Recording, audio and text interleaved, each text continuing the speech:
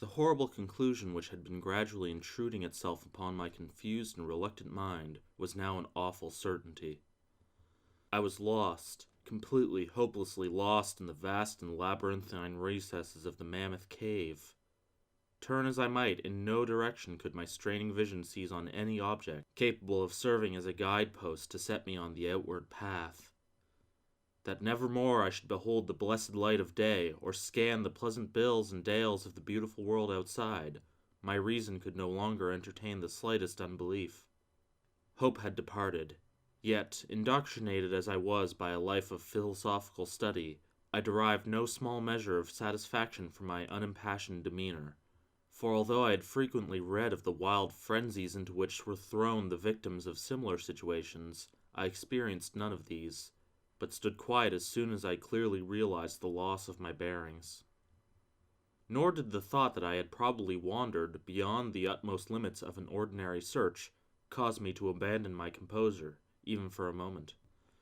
If I must die, I reflected, then was this terrible yet majestic cavern as welcome a sepulchre as that which any churchyard might afford, a conception which carried with it more of tranquillity than of despair.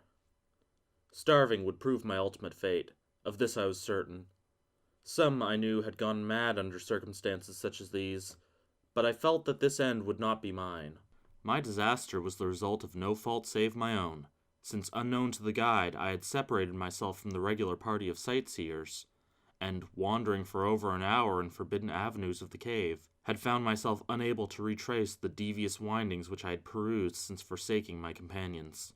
Already my torch had begun to expire. Soon I would be enveloped by the total and almost palpable blackness of the bowels of the earth. As I stood in the waning, unsteady light, I idly wondered over the exact circumstances of my coming end. I remembered the accounts which I had heard of the colony of consumptives who, taking their residence in this gigantic grotto to find health from the apparently salubrious air of the underground world, with its steady, uniform temperature, pure air, and peaceful quiet, had found instead death in strange and ghastly form. I had seen the sad remains of their ill-made cottages as I passed them by with the party, and had wondered what unnatural influence a long sojourn in this immense and silent cavern would exert upon one as healthy and vigorous as I. Now, I grimly told myself, my opportunity for settling this point had arrived, provided that want of food should not bring me too speedy a departure from this life. As the last fitful rays of my torch faded into obscurity, I resolved to leave no stone unturned, no possible means of escape neglected. So summoning all the powers possessed by my lungs, I set up a series of loud shoutings, in the vain hope of attracting attention of the guide by my clamor.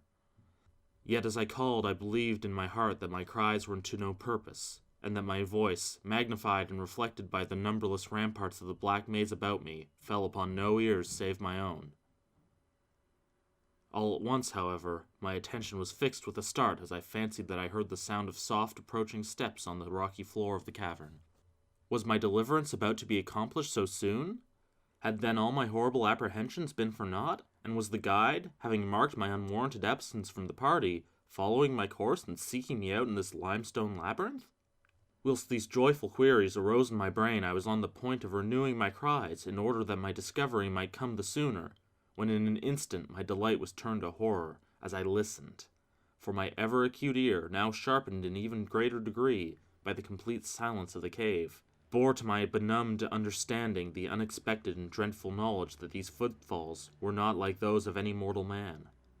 In the unearthly silence of this subterranean region, the tread of the booted guide would have sounded like a series of sharp and incisive blows. These impacts were soft and stealthy, as of the paws of some feline. Besides, when I listened carefully, I seemed to trace the falls of 4 instead of 2 feet. I was now convinced that I had by my own cries aroused and attracted some wild beast, perhaps a mountain lion which had accidentally strayed within the cave. Perhaps, I considered, the Almighty had chosen for me a swifter and more merciful death than that of hunger. Yet the instinct of self-preservation, never wholly dormant, was stirred in my breast, and though escape from the oncoming peril might but spare me from her sterner and more lingering end, I determined nevertheless to part with my life at as high a price as I could command. Strange as it may seem, my mind conceived no intent on the part of the visitor save that of hostility. Accordingly, I became very quiet in the hope that the unknown beast would, in the absence of a guiding sound, lose its direction as had I, and thus pass me by. But this hope was not destined for realization, for the strange footfalls steadily advanced, the animal evidently having obtained my scent, which in an atmosphere so absolutely free from all distracting influences as is that of the cave, could doubtless be followed at a great distance. Seeing therefore that I must be armed for defense against an uncanny and unseen attack in the dark, I groped about me the largest of the fragments of rock which were strewn upon all parts of the floor cavern in the vicinity, and grasping one in each hand for immediate use, awaited with resignation the inevitable result. Meanwhile, the hideous pattering of the paws drew near. Certainly, the conduct of the creature was exceedingly strange.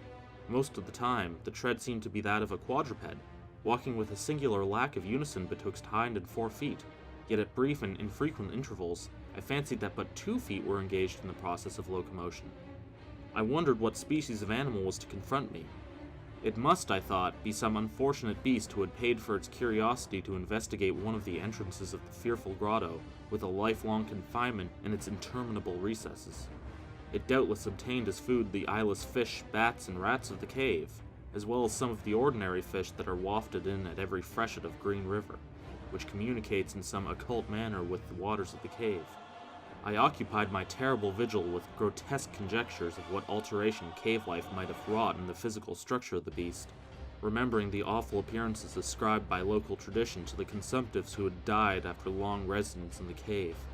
Then I remembered with a start that even should I succeed in felling my antagonist, I should never behold its form, as my torch had long since been extinct, and I was entirely unprovided with matches.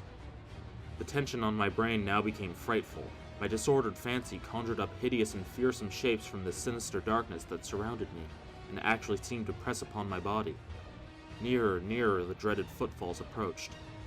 It seemed that I must give vent to a piercing scream, yet had I been sufficiently irresolute to attempt such a thing, my voice could scarce have responded. I was petrified, rooted to the spot. I doubted if my right arm would allow me to hurl its missile at the oncoming thing when the crucial moment should arrive. Now the steady pat-pat-pat of the steps was close at hand, now very close. I could hear the labored breathing from the animal, and terror-struck as I was, I realized that it must have come from a considerable distance, and was correspondingly fatigued. Suddenly the spell broke. My right hand, guided by my ever-trustworthy sense of hearing, threw with full force the sharp-angled bit of limestone which it contained, toward that point in the darkness from which emanated the breathing and pattering.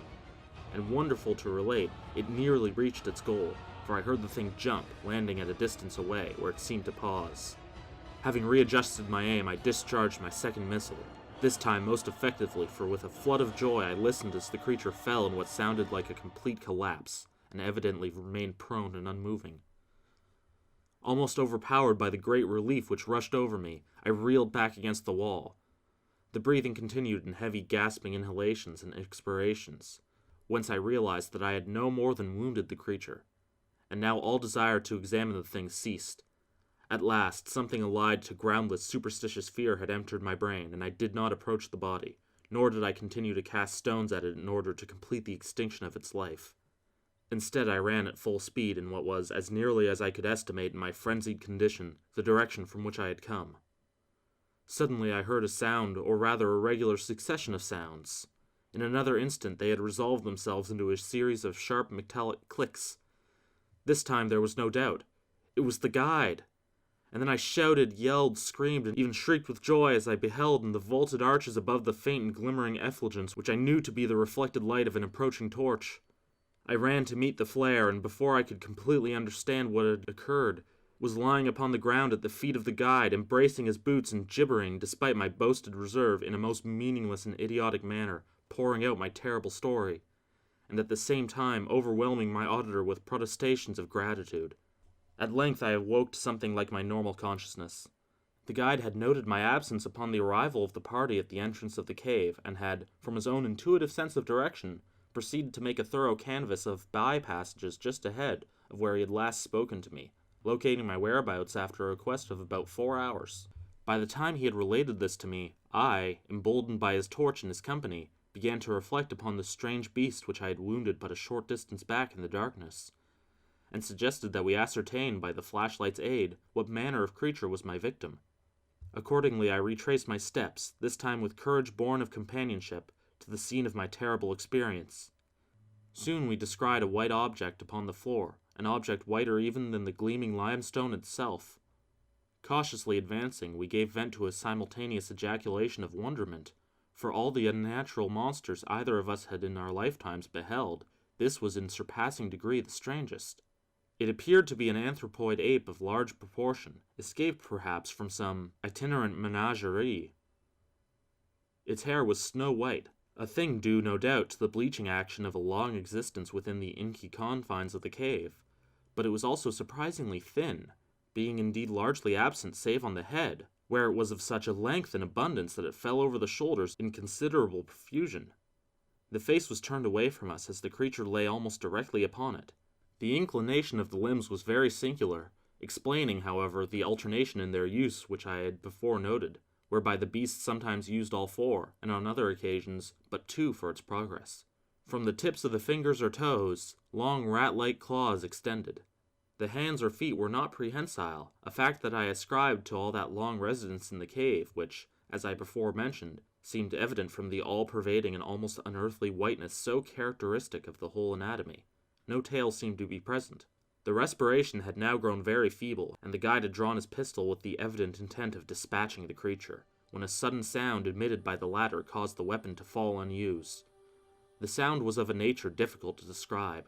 It was not like the normal note of any known species of simian, and I wondered if this unnatural quality were not the result of a long-continued and complete silence, broken by the sensations produced by the advent of the light, a thing which the beast could not have seen since its first entrance into the cave. The sound, which I might feebly attempt to classify as a kind of deep-toned chattering, was faintly continued. All at once a fleeting spasm of energy seemed to pass through the frame of the beast. The paws went through a convulsive motion, and the limbs contracted. With a jerk, the white body rolled over so that its face was turned in our direction. For a moment I was so struck with horror at the eyes thus revealed that I noted nothing else. They were black, those eyes, deep jetty black, in hideous contrast to the snow-white hair and flesh.